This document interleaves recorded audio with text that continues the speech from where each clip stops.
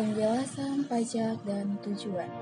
Pajak adalah pungutan wajib dari rakyat untuk negara. Setiap sen uang pajak yang dibayarkan oleh rakyat akan masuk dalam pos pendapatan negara dari sektor pajak. Penggunaannya untuk membiayai belanja pemerintah pusat maupun daerah demi kesejahteraan masyarakat. Uang pajak digunakan untuk kepentingan umum, bukan untuk kepentingan pribadi. Pajak merupakan salah satu sumber dana pemerintah untuk mendanai pembangunan pusat dan daerah. Contohnya, membangun fasilitas umum, membiayai anggaran kesehatan dan pendidikan, dan kegiatan produktif lainnya. Pemungutan pajak dapat dipaksakan karena dilaksanakan berdasarkan undang-undang. Tujuan negara.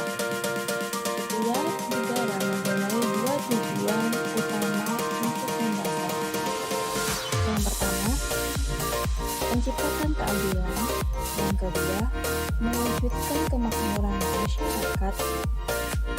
Untuk mencapai tujuan negara dibentuk pemerintah yang melaksanakan tugas utama. Yang pertama, menjalankan pemerintah seperti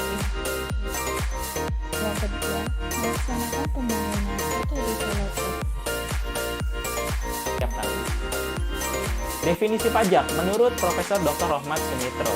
Beliau ini adalah guru besar hukum pajak di Unpad Bandung. Katanya, pajak adalah iuran rakyat kepada kas negara berdasarkan undang-undang yang dapat dipaksakan dengan tiada mendapat jasa timbal yang langsung, dapat ditunjuk dan digunakan untuk membiayai pengeluaran umum.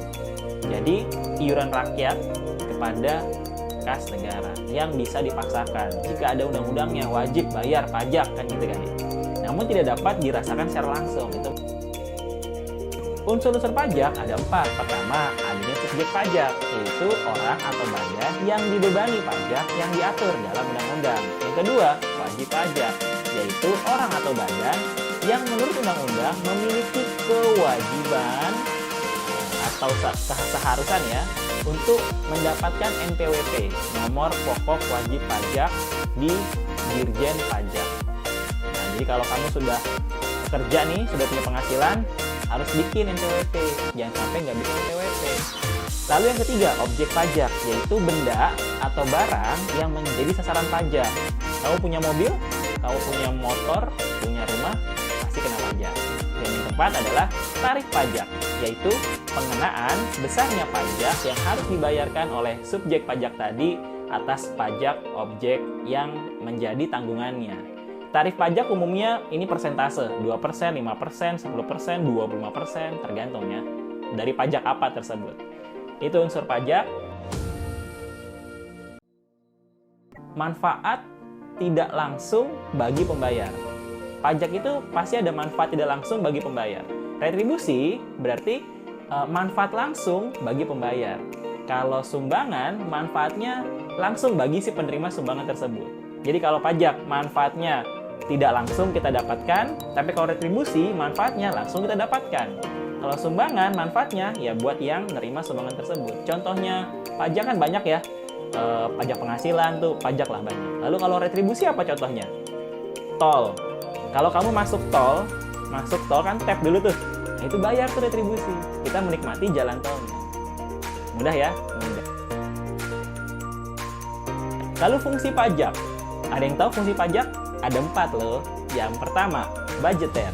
Budgeter berarti pajak sebagai pemasukan kas negara, yaitu menjadi APBN. Nah, yang kedua, reguleren. Kalau reguler ini adalah pajak digunakan pemerintah sebagai alat untuk mencapai tujuan. Misal gini, pemerintah mau menurunkan tingkat orang-orang yang mabuk, minum minuman keras. Ya berarti pemerintah harus menaikkan pajak minuman keras. Pemerintah mau menurunkan orang-orang yang merokok misalkan. Ya pemerintah harus menaikkan pajak rokok. Contoh seperti itu. Yang ketiga, stabilitas. Ya berarti pajak sebagai alat untuk menjaga stabilitas, misal menjaga nilai tukar rupiah. Dan yang keempat, redistribusi. Berarti pajak sebagai pemerataan kesejahteraan. Misalnya, pajak hanya untuk yang mampu kan, tapi pajak bisa dirasakan oleh semua orang. Mau itu dia bayar maupun nggak bayar. Lalu pajak menurut sifatnya, ada dua, pajak subjektif dan pajak objektif. Kalau subjektif berarti pajak yang pada waktu pengenaannya pertama kali dilihat subjeknya dulu, setelah itu baru objeknya. Contohnya apa? PPh, pajak penghasilan. Nah, kalau yang pajak objektif, waktu pengenaannya itu pertama kali yang dilihat objeknya dulu, setelah tahu objeknya baru dicari subjeknya. Contohnya PBB, PPN, pajak kendaraan bermotor, nah seperti itu.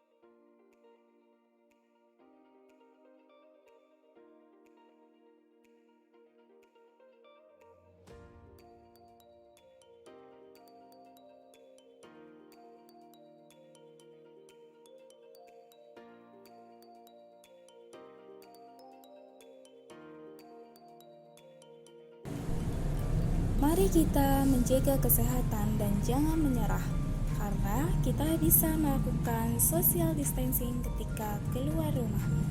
Untuk tetap memakai masker bila sakit, batuk maupun pilek. Sering mencuci tangan, menjaga makan dan memperhatikan kandungan gizinya. Juga menghindari kumpul-kumpul yang tidak diperlukan. Sementara itu, jika sudah sampai di rumah, segera membersihkan diri dan menggantikan pakaian. Tetap olahraga dengan teratur dan jangan stres berlebihan. Demikian teman-teman mengenai pajak. Demikian ulasan mengenai pengertian pajak dan fungsinya. Semoga bermanfaat bagi kita semua. Sebagai warga negara kita, wajib taat membayar pajak. Sedangkan pemerintah sebagai pengelola harus dapat memanfaatkan pajak semaksimal mungkin untuk kemakmuran rakyat Indonesia. Semoga kita semua dapat merasakan manfaat dari pajak secara maksimal.